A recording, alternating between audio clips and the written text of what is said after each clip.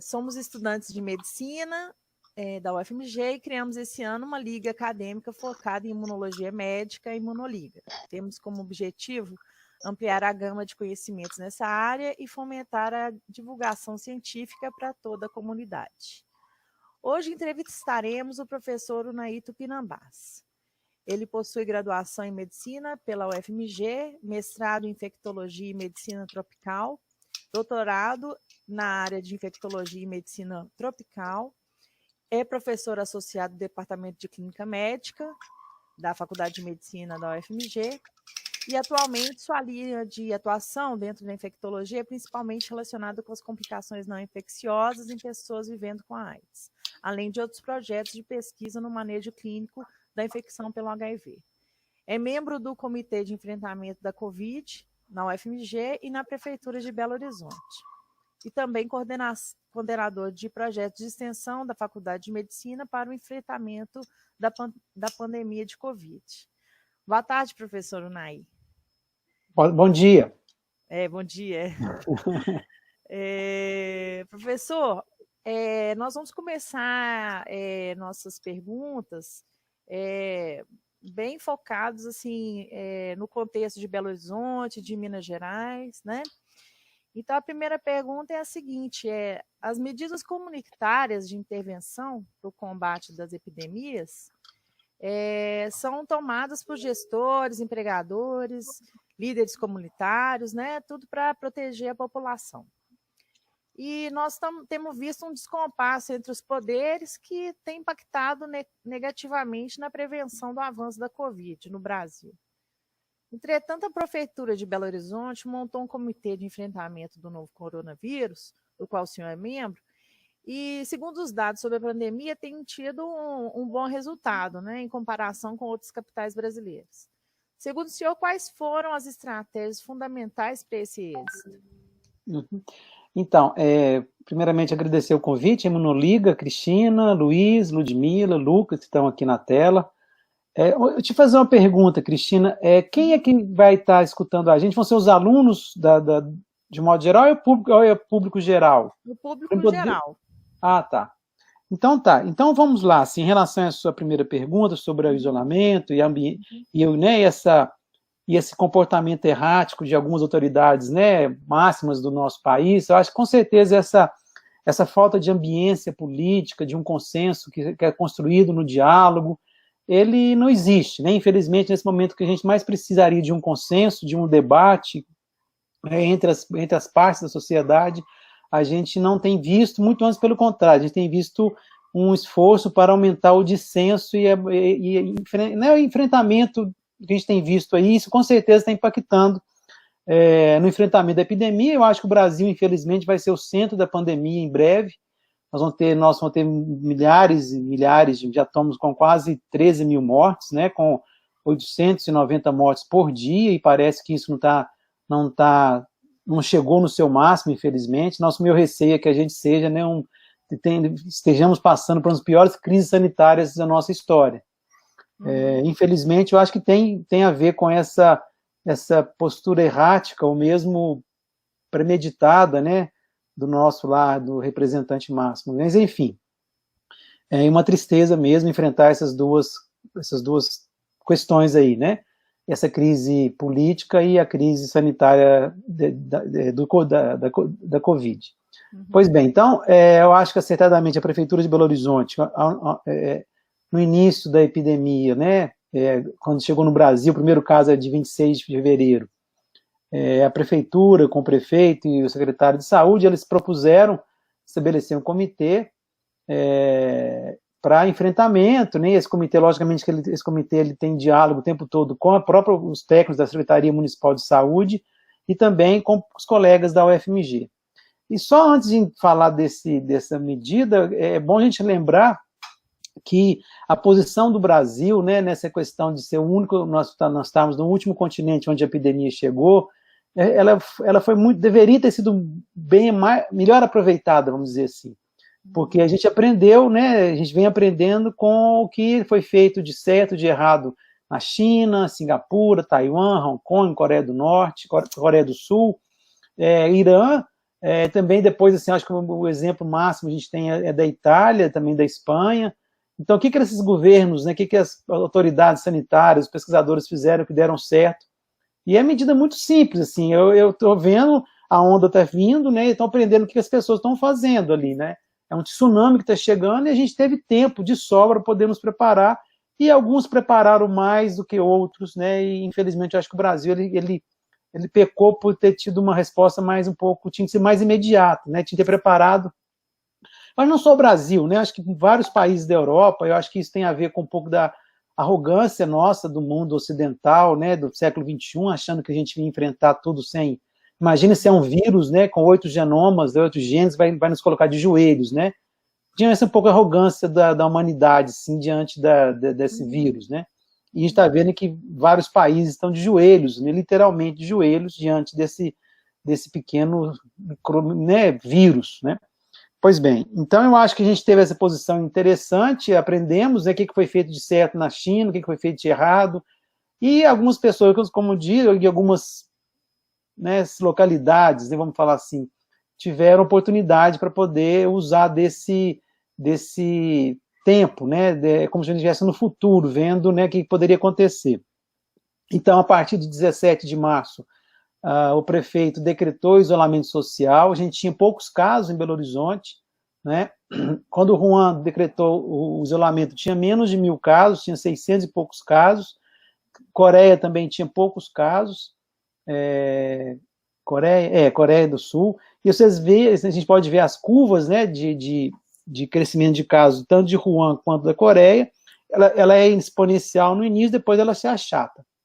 E a China hoje, né, está colhendo esses frutos, bem como também a Coreia e outros países que fizeram isso. Então nós propusemos esse isolamento, que já vai para 2 meses e meio, a gente tem acompanhado, né, rigorosamente, né, a despeito da gente ter pouquíssimos testes, isso é o nosso grande calcanhar de Aquiles, não ter teste testando, mas a gente tem um dado, que é um dado um pouco tardio, mas é um dado, que é a ocupação de leitos hospitalares para a Covid, aqui em Belo Horizonte, e também tanto CTI quanto enfermaria. E as semanas, essa ocupação está girando em torno de 30, ou um pouco menos, um pouco mais, não passa disso, ou seja, nós estamos entrando na 19ª semana, né? Nós estabelecemos o isolamento na 12ª semana, se eu não me engano, e a partir daí a coisa vem sob né, a gente está sob um controle, né?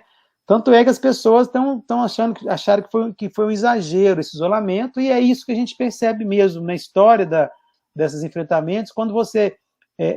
aquele que nós já falamos sobre isso, que é o paradoxo da prevenção. Quando eu faço a prevenção muito eficaz, aquela condição deixa de existir, as pessoas acham que ela não existe mais, e para que eu vou fazer aquela prevenção? Né? Então esse é o grande desafio nosso agora. Só lembrando também que desde o dia que nós abrimos, né, que nós propusemos a fechamento da cidade, isolamento social da cidade, esse comitê, e o comitê da UFMG, o comitê da prefeitura, eles começaram a discutir como sair, né? Então, assim, é uma preocupação imensa nossa de como sair. Há uma data, né, colocada no horizonte próximo, que é 25 de maio, para a gente poder começar a flexibilizar o isolamento social. E claro que essa data, essa flexibilização, ela vai estar condicionada a alguns parâmetros epidemiológicos, como é né, que a gente está construindo isso em breve, acho que amanhã ou hoje vai ser publicado esses parâmetros, que vai ser o R0, para quem não sabe, o R0 é a taxa de transmissibilidade, ele tem que ficar próximo de 1 ou abaixo de 1, né? Quanto mais alto, um R0 de 2 é sinal de grande problema, é sinal que a cada 4, 5 dias o número de casos vai dobrar, né? O que está acontecendo no Brasil ainda, nós estamos ainda na exponencial subindo como um foguete, nós temos que dar um jeito de derrubar esse foguete aqui no Brasil, né? Depois a gente pode falar como derrubar esse foguete, que é aquela curva que sobe, né, de uma forma assustadora, e claro, quando você aumenta o número de casos, vai aumentar o número de mortes também. Então a gente está programando essa saída para o dia 25 de maio, uma saída que vai ser, claro, mas repito, né, de acordo com os parâmetros epidemiológicos da semana que vai anteceder o dia 25, e nós vamos estar olhando o R0 da Covid aqui em Belo Horizonte, a prevalência, a ocupação de leitos de CTI e de enfermaria. Então, eu não tenho dúvida que a gente agiu na hora certa. Eu acho que essa medida, né, que a prefeitura tomou, ela poupou, acho que talvez centenas, talvez milhares de mortes, né? Uhum. Então é isso, eu acho que a gente está colhendo esse fruto e está podendo agora, inclusive, vislumbrar uma saída, a gente pode falar como será essa saída, seria essa ideal dessa saída, né? Mas acho que é isso, essa é a resposta da primeira pergunta aí, tá? Eu não li o que está escrito aqui embaixo, peraí. Era a pergunta mesmo, que a gente repete ela aí, né? Tá. Não, bom dia, professora. Passando para a segunda pergunta, a UFMG, ela publicou nos últimos dias um documento intitulado Por que ainda não é o momento de flexibilizar o isolamento social em Minas Gerais? Uhum. Entre os argumentos está a capacidade em detectar, testar, isolar e tratar. Temos visto nos jornais sobre as notificações que o volume de testagem está muito abaixo da capacidade dos laboratórios. Por que existe essa defasagem? E você sabe se a prefeitura tem alguma intenção em aumentar esse número, fazendo teste drive-thru ou com alguma outra alternativa? Então, aqui esse documento é da semana passada, do dia 10 de maio, a gente falou que naquela hora a gente não poderia, não seria o momento, a gente teria que capacitar mais laboratórios para testar mais pessoas, né? Testar mais pessoas sintomáticas, não só testando as pessoas com quadro grave, como está sendo feito agora, e agilidade no resultado do teste do teste de PCR, né? Que é o teste padrão ouro para diagnóstico, né? Então, esse seria talvez um dos pontos mais sensíveis para a gente poder fazer a abertura, tá? Então, a gente acha que esse momento não é agora, a gente pode estar chegando nesse momento, mas, como diz aqui, pelo menos em Belo Horizonte, a gente tem um controle muito robusto desses dados, mais uma vez, os dados de ocupação de leitos de hospitais, né? A prefeitura vai começar a fazer, acho que ontem ou hoje vai começar a fazer um inquérito sorológico, então é uma pesquisa, para ver como que está a circulação do vírus na nossa cidade, né? Então, esse inquérito ele vai ser realizado a cada 15 dias, foi estabelecido também, né, a abertura de um laboratório da prefeitura para poder fazer o teste de PCR, já está montado, está pronto, tem técnico, tem maquinário, e está aguardando, né, que é o mais importante, que é a chegada dos testes, né, para PCR. Então, eu acho que tem essas duas frentes, né, o inquérito sorológico e a abertura desse laboratório, que é no Pampa do Eustáquio. A gente não sabe que dia que nós vamos, já está pronto, mais uma vez, repetindo, né, está aguardando o teste chegarem do Ministério da Saúde, a gente acredita que vai chegar em breve, e assim nós vamos começar a fazer os testes aqui no Belo Horizonte, com agilidade do resultado, que é muito importante, né? Eu chego, faço o teste, em 24 horas eu tenho um resultado. Então, eu acho que agora, a gente, como eu falei, em Belo Horizonte, a gente tem conseguiu de uma certa forma, conter esse avanço da epidemia, e agora é a hora da gente realmente começar a programar a nossa saída. Como eu disse, desde o início, desde lá de trás, quando nós propusemos o isolamento, suspensão de aulas na UFMG, esse comitê, como eu falei, da UFMG e da prefeitura está propondo, começou a estudar como sair. E, mais uma vez, nós também temos assim, a oportunidade de aprender com as pessoas que estão lá na frente, né?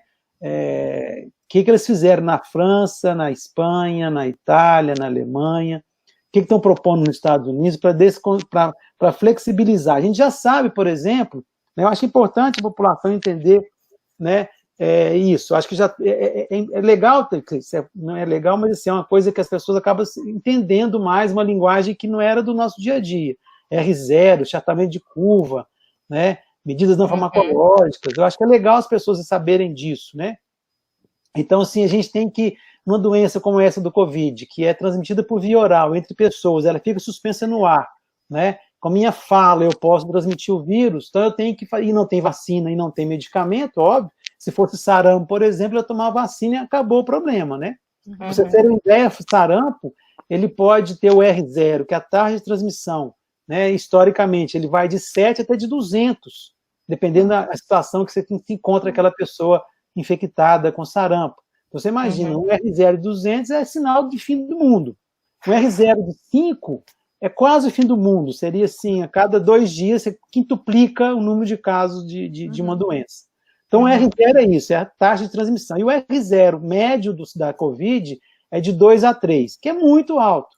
É muito alto. O que eu, como falei anteriormente, a cada 4 dias dobra o número de casos. E vai dobrando o número de casos, vai dobrando o número de mortes também na sequência, é óbvio. Então, como é que a gente faz para reduzir o R0 dessa doença? Né? É testando as pessoas, é óbvio, né, para poder isolá-las, né, e fazer a quarentena, mas caso a gente não tenha essas ferramentas à mão, que é o nosso caso, não tem muito testar, a gente tem que evitar a exposição. Como é que eu evito a exposição de uma doença transmitida pelo ar? Né? Primeiro é o distanciamento social, que pode ser de 2 formas. Né? Eu ficar isolado em casa por um período, que nós propusemos, né, que deu parcialmente certo, eu acho que foi bem acertado aqui em Belo Horizonte, principalmente. Algumas localidades mais relaxaram, mas aqui a gente viu que o vírus não conseguiu circular. É como se a gente foi meio isolado, o vírus ficou perdido nas ruas, não encontrou nenhum ser humano para poder se infectar. E aí ele caiu no chão e morreu. Né? É mais ou menos assim. Então eu faço isolamento social, eu faço o distanciamento social. Vamos imaginar que eu estivesse numa sala lá no ICB, uma sala fechada nesse frio, lá o ICB é muito frio, eu dando aula para vocês, né? E eu estivesse infectado.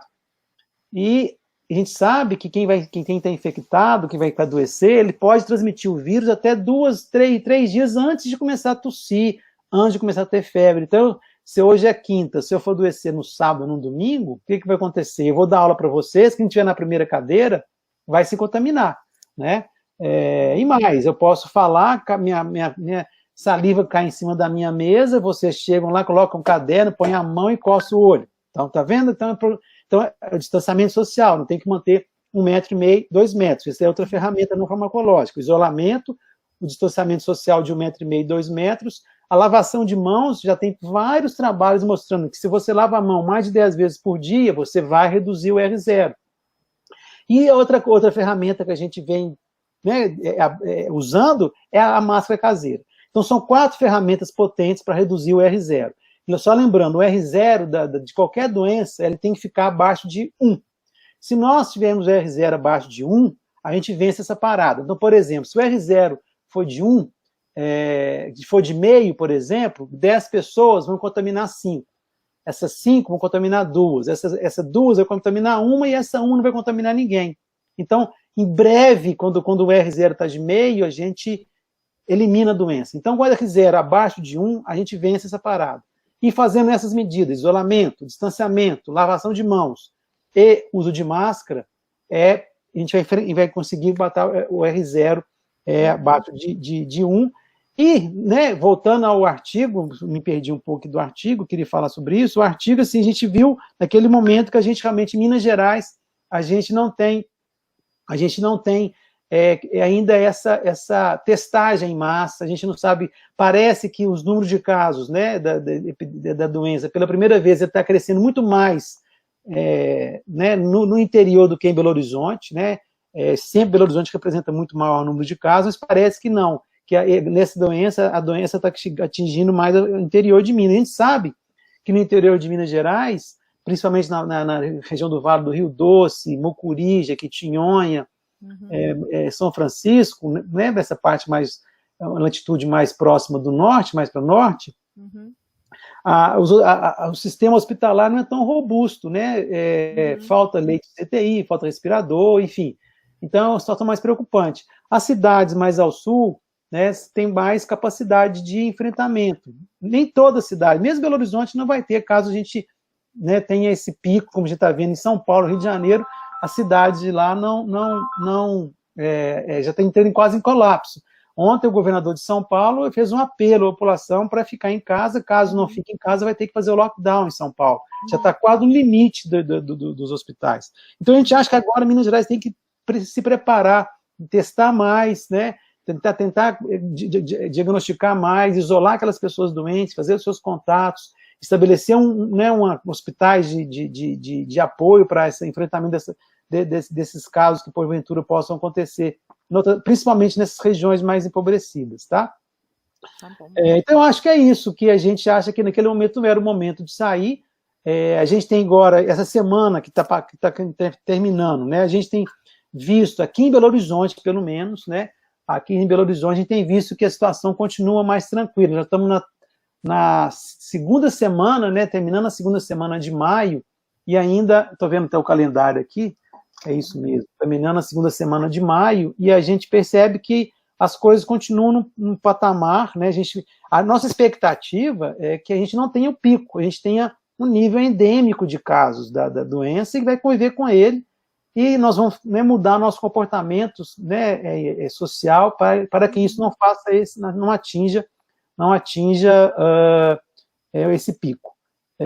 Então, eu acho que, só para terminar essa resposta a essa pergunta, esse tempo que nós estamos ganhando aqui em Belo Horizonte, já dão 2 meses e meio, foi muito suficiente para nos prepararmos. Os hospitais, né, os hospitais públicos, Odilon Beres, Metropolitano, Eduardo de Menezes, o Hospital das Clínicas, são os maiores hospitais públicos da rede SUS aqui de Belo Horizonte, né, Júlio Kubitschek também, claro, eles conseguiram estabelecer fluxo, tentar, né, a compra e aquisição de EPI, aprender, né, assim, o que nós aprendemos desses 2 meses e meio, até do ponto de vista de manejo clínico desses pacientes, né? No início, para vocês terem ideia, eu era um entusiasta da hidroxicloroquina ou cloroquina. Hoje já tem sim, mais receio de usar do que não usar, né? Que já estudos vêm comprovando que ela é pouco eficaz. Né? É verdade que talvez a gente tenha que usar ela em determinadas situações mais precoces, mas enfim, a gente já tem percebido isso, que parecia que era uma salvação da lavoura, eu estava colocando a esperança no controle da pandemia no medicamento, mas parece que ela não fez muita diferença, infelizmente, né? Mas novos estudos estão saindo, né? A maioria dos estudos que saíram foram estudos observacionais, não foram nos ensaios clínicos. Isso, lógico, impacta um pouco na evidência científica, né? Eu acho que era essa a resposta que eu tinha. Se estiver faltando alguma coisa, vocês me dão um toque aí. Beleza, obrigado, professor. Bom dia, meu nome é Lucas, né? E a nossa próxima pergunta é a seguinte. Estudos mostraram o sucesso de medidas de restrição de tráfego de pessoas entre regiões e cidades na China, só que em momentos mais precoces da pandemia. Belo Horizonte, né, anunciou recentemente a vigilância nas fronteiras da cidade. É possível que esse contexto evolua para uma restrição muito mais rigorosa, mais drástica, da entrada e circulação de pessoas na capital? Ô, Lucas, ótima pergunta. Assim, olha só, foi bacana isso, eu vou viajar aqui um pouco na história, né? O que a gente tem visto dessa questão do isolamento social? O primeiro trabalho que apareceu, a gente leu, que todo mundo leu, tem acesso, foi de Wuhan. Né? Wuhan foi sensacional a resposta que eles deram do ponto de vista sanitário. No dia 23 de janeiro, eles fecharam a cidade quando tinha 600 e tantos casos, assim, menos de 1.000 casos, né? Eles fecharam a cidade e abriram agora, final de abril, começaram a sair pouco, né? Uma saída balanceada, controlada, todo mundo, né? Todo mundo mudando comportamento e tudo mais, né? E eles, você imagina, Wuhan tem 10 milhões de habitantes, quase 11 milhões de habitantes. A República de Wuhan está no estado, numa província que chama Hubei, tem quase 50 milhões de habitantes. Né? É uma pequena estado de São Paulo, vamos pensar assim. Wuhan seria São Paulo e Hubei seria o estado de São Paulo.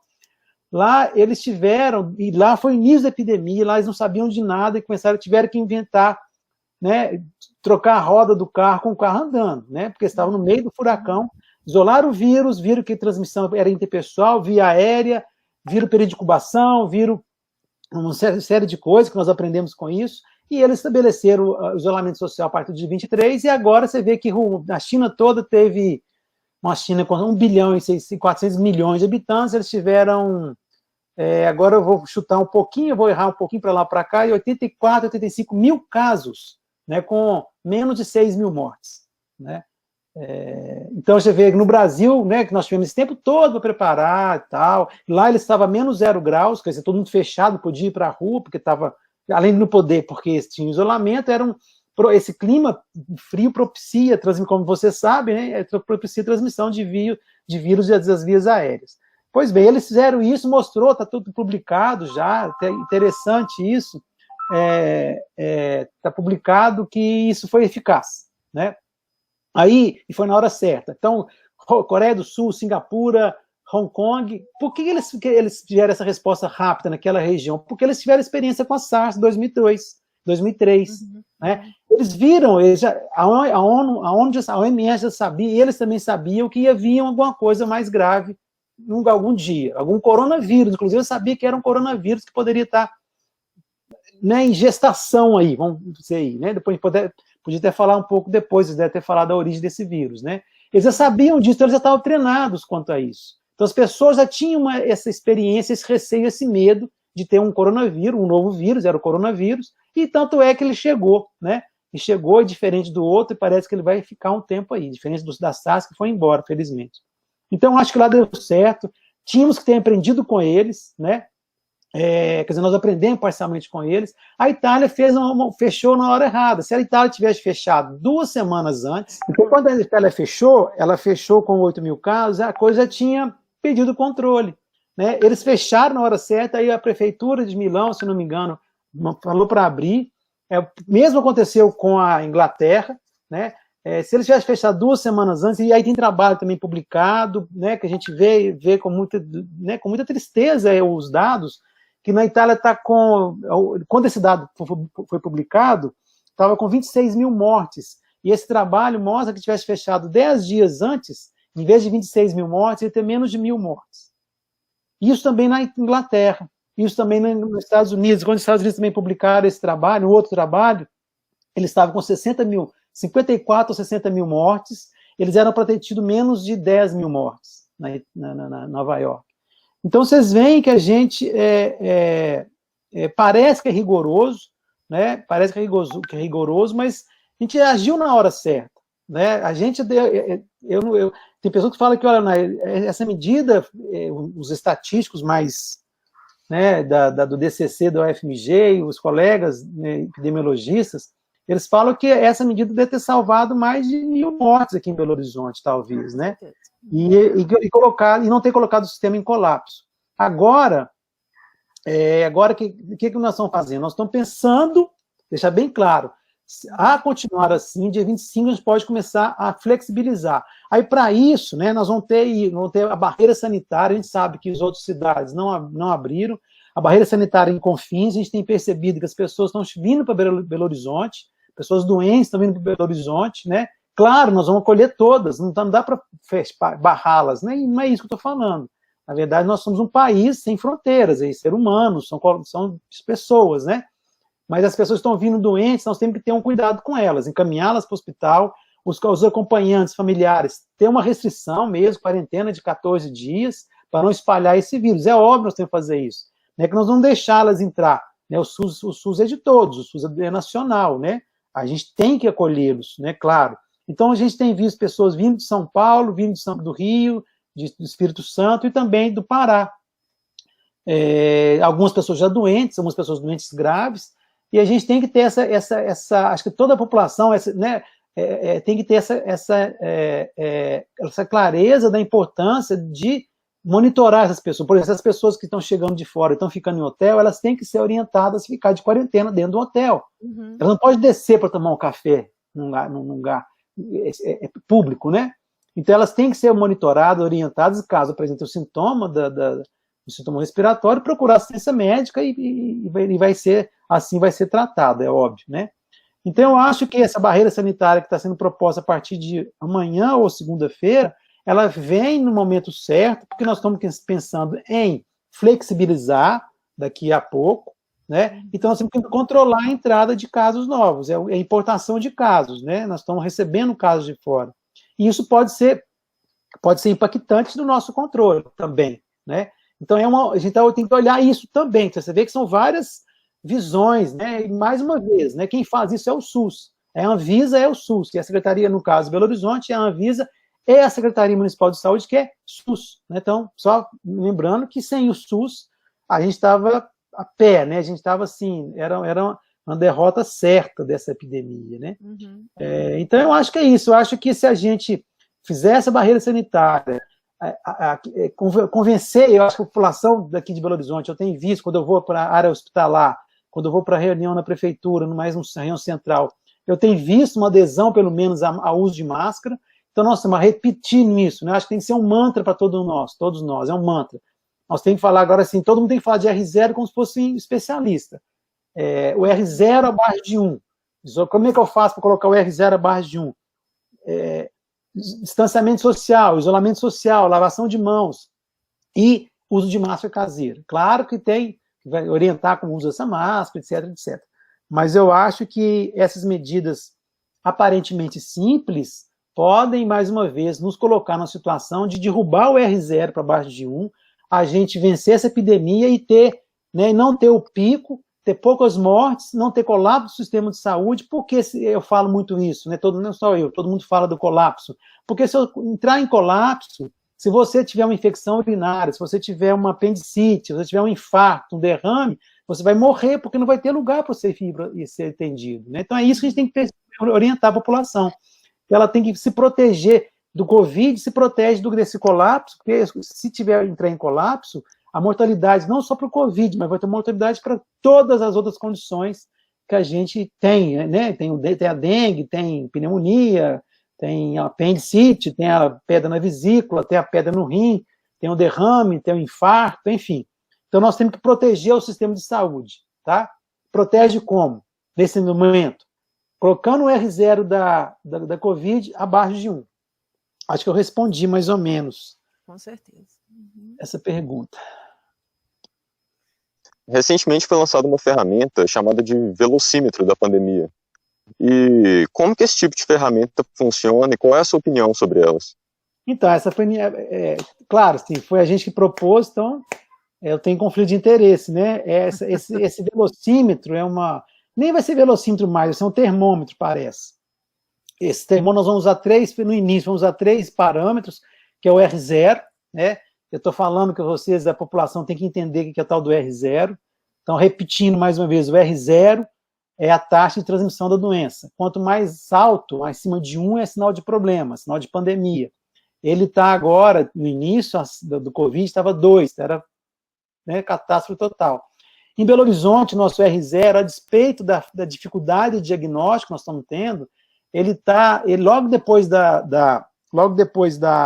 do 17 de março, onde propusemos o isolamento, ele circulou várias semanas abaixo de 1, que é, assim, super bacana, né? Então, ele tem a linha lá, a linha de base dele, o R0 estava 2, aqui ele veio depois, as 2 semanas finais de março, ele ficou circulando abaixo de 1, né? Durante um tempo, sobe um pouco, desce, sobe um pouco, desce, né? Então, o R0 vai ser um termômetro para a gente abrir. A expectativa que a gente fique com o R0 abaixo de 1, sinal verde, entre 1 a X, eu não sei, que nós estamos discutindo, já sei, acho que eu não posso falar assim, entre 1 e X é amarelo e acima de 1 ponto tanto vai ser vermelho. Esse é um parâmetro do termômetro. Os 2 outros termômetros é a taxa de ocupação de leito de CTI e de leito de enfermaria. Que também, desde lá de semana 12, nós estamos na semana 19, né? Desde a semana 12, a gente tem percebido que a taxa de ocupação de leito de CTI está abaixo de 50, né? Tem momentos que chega a 30, 40, 30, 40, e há uma tendência, por mais que incrível que pareça, essa semana, que eu achava que ia ser uma semana que poderia ser uma semana complicada para Belo Horizonte, não está sendo para São Paulo, para o Rio de Janeiro, né? O tsunami já passou lá, fez uma arrasa em Manaus, fez uma arrasa em Fortaleza, Belém está muito complicado, São Paulo e Rio é o lugar que está tendo, né, a tragédia. Eu achei que isso ia acontecer um pouco aqui em Belo Horizonte essa semana, a gente conseguiu que isso não acontecesse, né? E nossos leitos CTI, mais uma vez, para terminar a resposta a essa pergunta, esse é o outro termômetro, vai ser ocupação de leito de CTI e ocupação de leito de enfermaria, que tem que estar abaixo de 50. Aí, assim, ele vai ficar verde. Se todos estiverem verdes, mantém a abertura. Se um ficar vermelho, fecha. Se um ficar amarelo, atenção, né? Atenção máxima. Mas eu acho que em breve a população vai ter conhecimento desse velocímetro, dessas métricas, né? Desses parâmetros que nós estamos utilizando para propor a flexibilização. Lógico, vai propor, quando a gente for propor, se acontecer, vai ser por etapas, por atividades que têm menos risco, né? Então, e vai assim sucessivamente, tá? Acho que era isso. Legal. Professor, a gente, eu sou mãe, né? E temos muitas pessoas que são mães também que estão bastante preocupadas com as informações que a gente tem sobre o papel da criança e na transmissão da Covid, como que a criança ela se comporta, né, frente à infecção, e isso impacta muito no dia a dia das mães, né? Então, eu gostaria de saber se é possível traçar uma expectativa com relação a esse retorno das escolas e o que você acha, como que deve ser esse retorno? Cristina, essa pergunta ela é super, super importante. Assim, hoje, até eu recomendo vocês entrarem na página do JAMA, publicado dia 13, ontem, né? Tem vários, tem um editorial e tem 2 outros documentos, que é ponto de vista, falando sobre essa questão das crianças, né? Eu acho extremamente delicado isso, sabe? Porque a primeira coisa que a gente colocou é fecha a escola, né? E só para assim, falar para as mães, né, que você está com o seu menino, a notícia boa, todo mundo já sabe que as crianças adoecem muito pouco, felizmente, mortalidade muito próximo de 0, tanto da China, repete na Europa, repete nos Estados Unidos, repetindo no Brasil. Claro, sim, não é que são imunes, né? Uhum. Vai ter alguma outra, mas assim, pelo menos a mortalidade vai ser muito baixa, né? Agora, assim, diferente do H1N1, que esse é o artigo que eu li agora de manhãzinha, diferente do H1N1, parece que no H1N1 elas ficam doentes, e no H1N1 elas têm um papel preponderante, parece, na transmissão. Aí começam a discutir, sabe, se elas teriam um papel realmente importante na Covid-19, porque a Covid-19 ela tem uma taxa de transmissão que ela um pouco, talvez um pouco, esse R0 dela e o mecanismo de transmissão parece que ela sai um pouco, não repete muito, é um pouco diferente do H1N1. Uhum. E tem vários trabalhos, assim, que a gente está vendo aqui agora, da China, tem um trabalho da London School of, né, de Medicina Tropical, que eles estão mostrando que fechar escolas teria pouco impacto no R0 do Covid, né? Então, assim, esses artigos que a gente estava lendo agora falam do impacto na vida dessa pessoa. Nós que somos adultos, ficar 1 mês, 2 meses, 3 meses aqui nesse estresse, a gente consegue recuperar. Talvez a criança, né, de 5 a 10 anos, 5 a 15 anos, adolescente, isso pode marcar a vida toda dessa população. Né? E mais, é um dado tanto da Itália, são dois trabalhos da Itália e dos Estados Unidos, mostra que lá também 41% dessa população não tem acesso à rede de internet para essas crianças poderem estudar, por exemplo, né, na Itália. E nos Estados Unidos, 1 em cada 5 crianças não tem acesso também à internet. Então, se essa questão, não, ensino à distância, eu acho que sim, é uma ferramenta potente, no entanto, nós temos que saber como usá-la. Primeiro, para me propor uma questão para vocês, né, eu tenho que disponibilizar uma linha de fibra ótica de potente para os alunos, né? Então está tendo impacto importante, mas é importante e a preocupação é grande com essa população que está em casa, né? E imagina uma criança de 5 a 10 anos no ensino à distância, não existe. Ela tem que ter alguém para poder colocar ela em contato, por exemplo. Tem que ter um pai, uma mãe e um educador. Né? Então, isso gera mais estresse. Esse pai, mãe e educador não pode trabalhar, tem que ficar em casa. Também tem isso. Então, essa questão do fechamento da escola, eu estou viajando para poder responder lá, calma. Então, assim, tem essa implicação que ela transcende essa questão, né? Transcende muito. Né? Então, assim, o impacto nessa faixa etária, ele é duradouro e permanente, talvez. As pobres vão ficar mais pobres, né?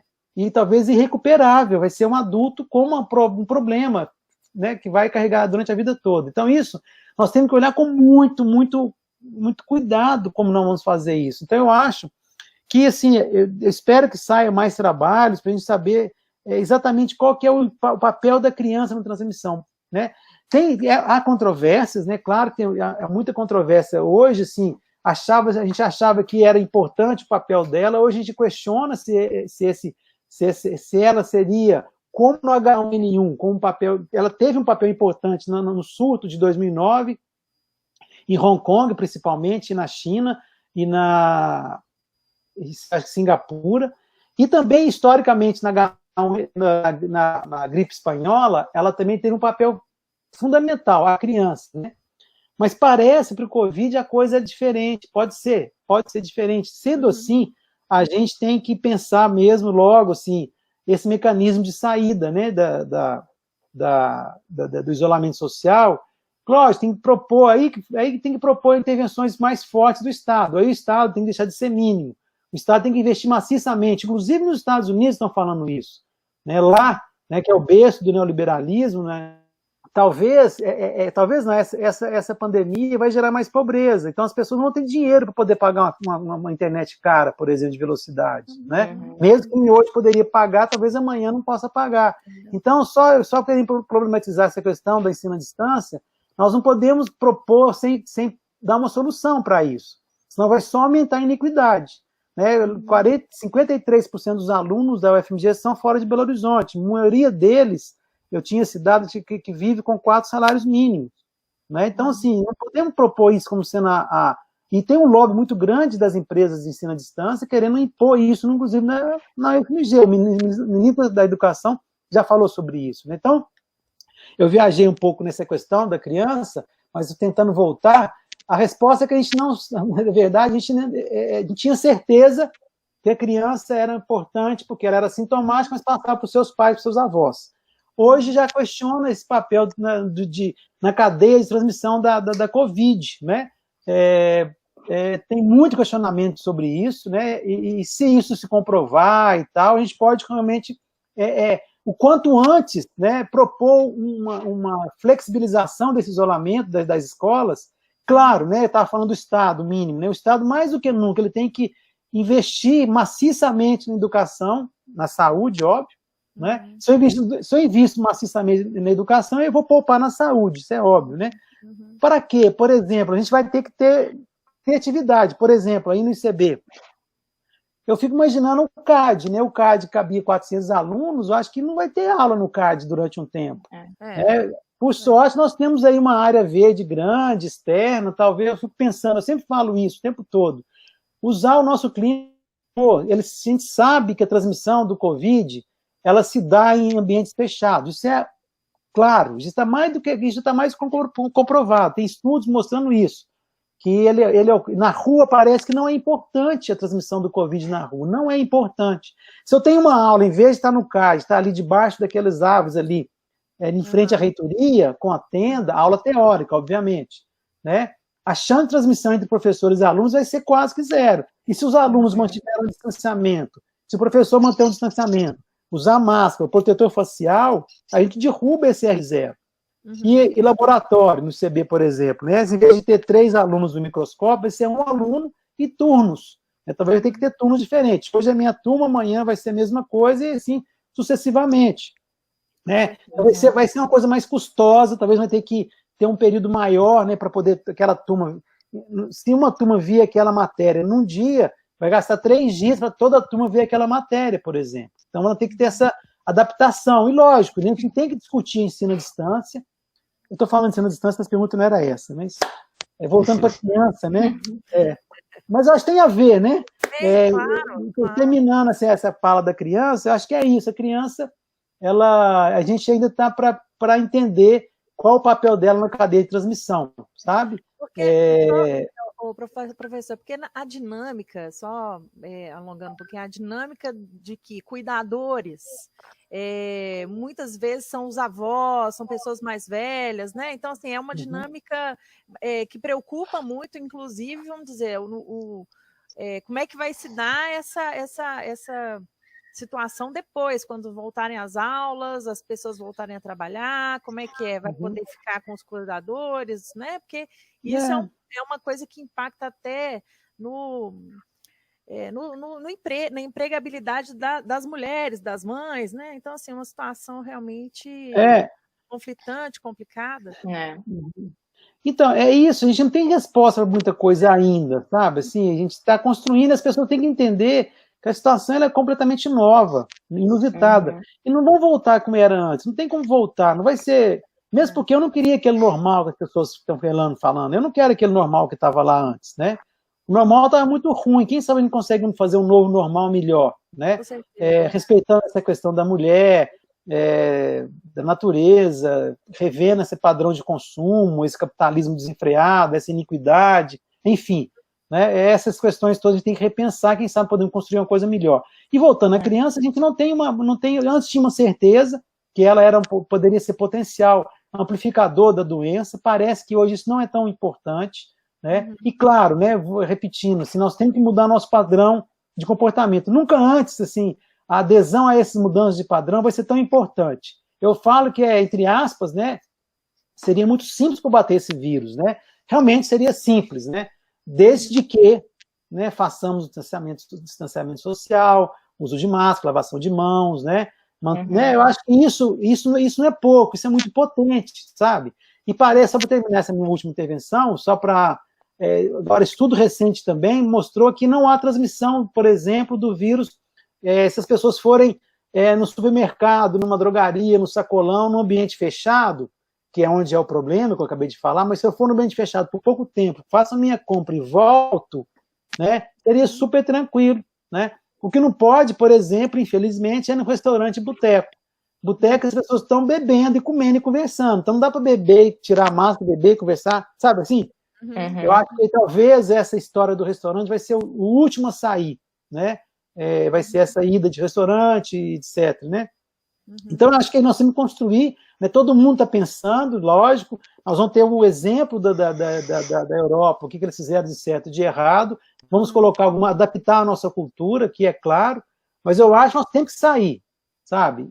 Um dia, né? Lógico, não pode sair enfiando os pés pelas mãos, temos que sair com muito critério, né? Com segurança, falei, ó, tem leito reservado, tem CTI, respirador sobrando, vamos sair para ver o que vai acontecer. Vamos orientar a população a manter os padrões de cuidado, de adesão às medidas de prevenção. Vamos sair. Uma semana, a gente olha para trás, deu os dados, como é que estão? Estão bons? Vamos sair mais, vamos manter a saída, vamos flexibilizar mais. Piorou, a gente volta atrás. É um pêndulo, né? Não sei se um pêndulo até ter uma vacina. Ou quem sabe, né, ter um antiviral, um medicamento que muda o curso da pandemia, que talvez possa ser também, né, acontecer, né? Tomara. Acho que é isso. Tomara. Professor, atualmente quais são as principais linhas de pesquisa e enfrentamento que estão sendo desenvolvidas no Hospital das Clínicas? Olha, no hospital tem várias, dezenas de exagero meu, né? Mas várias. Então tem um Solidarity, que é o da OMS, que vai comparar 4 braços diferentes de medicamentos, né? Que é usar o cloroquina com a azitromicina, ou hidroxicloroquina, com a Remdesivir e o Lopinavir, tá? Então, as pessoas estão chegando, né? Felizmente, a gente não está tendo, quer dizer, não está tendo paciente, porque não está tendo caso, mas esse é o desenho que já está sendo, né, realizado, né, em andamento. Em outros hospitais do Brasil, onde a epidemia está mais amadurecida, como é o caso do Rio de Janeiro, né, a Fiocruz, que nós somos parceiros da Fiocruz, que é parceira do OMS, então esse é um dos estudos. O outro estudo que seria a profilaxia, a gente vai usar um medicamento como profilático nos trabalhadores e trabalhadoras de saúde no Hospital das Clínicas, no Metropolitano, no Célio de Castro, no de Lomberes, no do Eduardo de Menezes. Então, e aí um estudo randomizado também, vai separar braços que vai usar medicamento, outro não vai usar nada, tá? E nós não começamos porque a epidemia não está madura no Belo Horizonte. Não dá para começar agora. Assim que a epidemia começar, a gente espera que talvez nem comece, esse estudo seja até abortado, quem sabe, né? Quem sabe. Esse estudo é um estudo de profilaxia. Tem estudos também na geriatria, tem aí no ICB, que estão em parceria com a professora Ana Caetano, na imunologia desses pacientes recuperados. Deixa eu ver o que mais. Tem ações de extensão, né? Milhares, exagero meu, né? Várias ações de extensão que a gente está fazendo junto com a Campus Saúde, de capacitação de trabalhadores, né, e gestores de Minas Gerais. Que mais? Então, esse que eu lembro, sim, mas tem um estudo de vacina que está em todos, esses estudos todos em cooperação com a Fiocruz, deixar bem claro, né, Fiocruz, nós somos um grande parceiro deles, né, e outros institutos de pesquisa também, tá? Acho que são esses, mais ou menos, que eu lembro momentaneamente aqui. Ótimo. Professor, a gente está chegando agora ao final da entrevista, temos ainda mais uma pergunta que é a seguinte. O senhor trabalha com pessoas portadoras do HIV, e nós gostaríamos então de saber como que é a situação desse grupo e de outros com imunodeficiência em relação à pandemia. Então, parece que eles não têm, assim, no grupo do HIV, parece que não tem uma evolução mais desfavorável, desde que essas pessoas que vivem com HIV tenham, né, um bom controle da sua infecção, né? Uma carga, a gente chama de carga viral indetectável, CD4 acima de 350, 500, tá? Então, felizmente, a grande maioria dos pacientes que estão em adesão ao tratamento estão muito bem. No entanto, esses pacientes, eles têm outras comorbidades, né? São pacientes que já estão, né, uma parte grande desses nossos pacientes, felizmente, né, estão bem de saúde, envelhecendo, né? E eles estão acima de 50 anos, acima de 60 anos, alguns têm diabetes, alguns têm hipertensão arterial, então eles estão no grupo de vulnerabilidade de acordo com essa doença de base, não de acordo com o HIV. A gente tem preocupação com os pacientes de câncer e transplantados, outras imunodeficiências, uso imunobiológico, que pode, sim, nesse caso, ter agravamento da sua condição de base, né? Os pacientes da reumatologia, que vocês devem ter interface muito grande com a reumatologia, usando imunobiológicos, muitos estão suspendendo o medicamento usando uma outra alternativa, né? Inclusive a hidroxicloroquina, para tratar lúpus, tratar artrite reumatoide, que tem essa perspectiva, né? Quem sabe ele não pode também reduzir o dano da Covid, né? Uhum. Mas então é isso, eu acho que felizmente a notícia do paciente que convive com HIV é que ele, por si só, né, se caso ele esteja bem controlado, a evolução vai ser favorável, a não ser que ele tenha outros fatores de risco, né, de vulnerabilidade, como eu acabei de falar, tá? Tá bom. Ótimo. Então a gente chegou ao fim da entrevista, professor. Gostaria de agradecer sua disponibilidade em participar, contribuir com o conteúdo da Imunoliga e parabenizar pela atuação no enfrentamento da Covid-19. Obrigado, Ludmila, obrigado a todos vocês aí. Até breve, até uns 2 semestres. Acho que sim. A gente encontra aqui. É verdade. Então, tá? Reconhecemos o mérito que é a disseminação de informações confiáveis no momento de crise que estamos passando. Então, também gostaríamos de convidar todos a curtir nossa página do Facebook e no Instagram e assistir às próximas entrevistas do nosso canal. Bom dia a todos.